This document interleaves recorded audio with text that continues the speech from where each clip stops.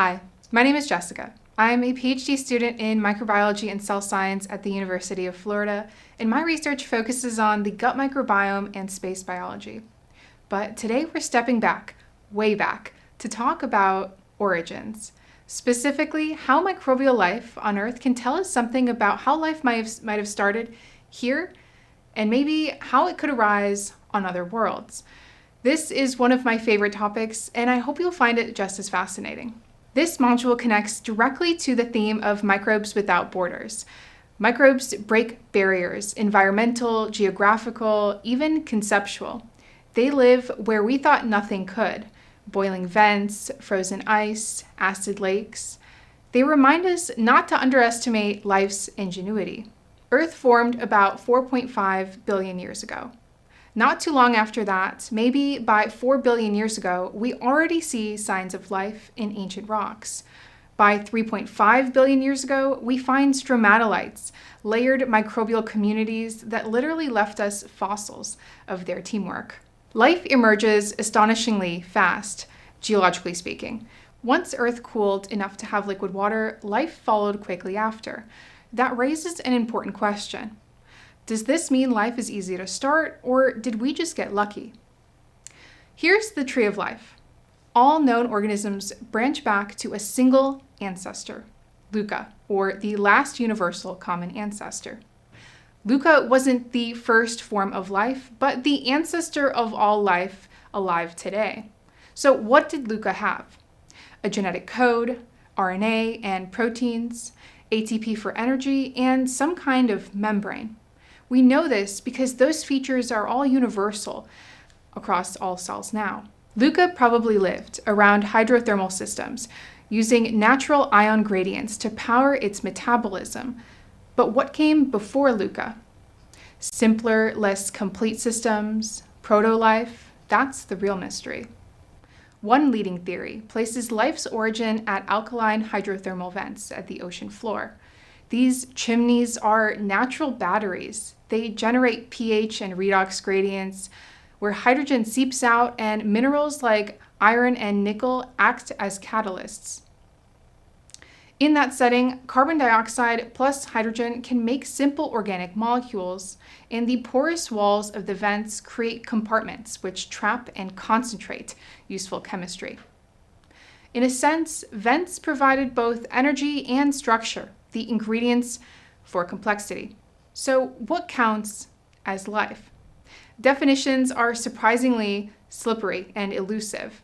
NASA, which has to define life to guide its planetary missions, uses this definition.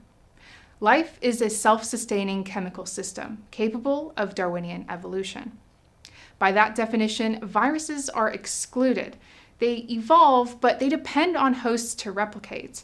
They're edge cases, and they remind us how blurry the line between chemistry and biology really is.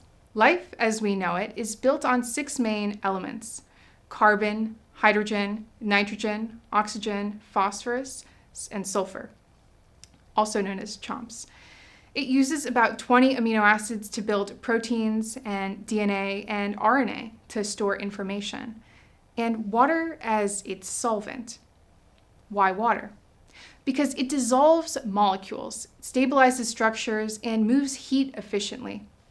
Other solvents might work, like ammonia or methane, but water is uniquely versatile. Living systems share certain hallmarks. They capture and store energy, they make boundaries distinguishing inside from outside, they grow and reproduce, they evolve, and maintain homeostasis, keeping the internal conditions stable even when the environment changes. But these rules are flexible. They give us a starting point when we look for life elsewhere. Now, let's stretch our imagination with some extreme microbes. Geogemma borosii grows at 120 degrees Celsius. That's the temperature we use to sterilize our lab equipment. Another example are Antarctic microbes, which stay active below freezing using antifreeze proteins. Additionally, the Mariana Trench hosts microbes that tolerate pressures over 1,000 atmospheric pressures. Picrophilus torridis loves pHs around 0.7, more acidic than stomach acid. There's also the soda-like microbes that thrive at a pH of 10 and above.